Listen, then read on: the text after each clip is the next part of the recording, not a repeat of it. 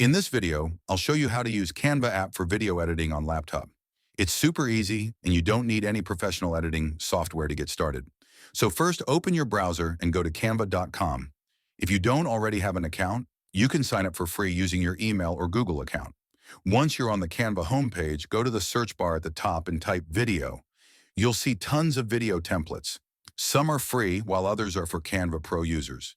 You can either pick a ready-made template to save time or click Create a Blank Video to start from scratch. When your blank canvas opens, this is your editing workspace.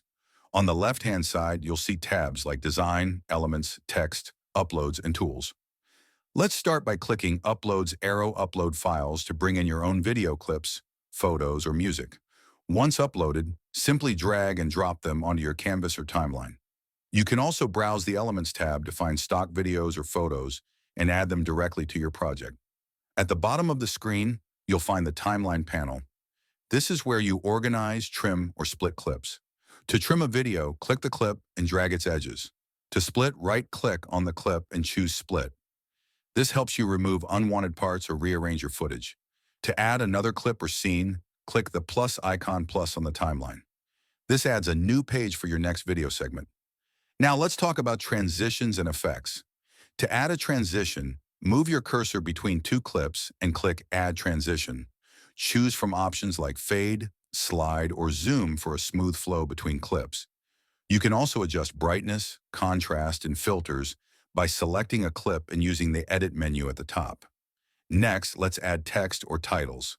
Click on the Text tab, choose a style, and drag it onto your video. You can customize the font, size, and color, and even animate your text using the Animate button for smooth motion effects. To add music or sound effects, go to the Audio tab on the left.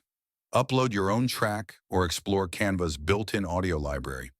Just note, any track with a small crown icon is for Canva Pro users only.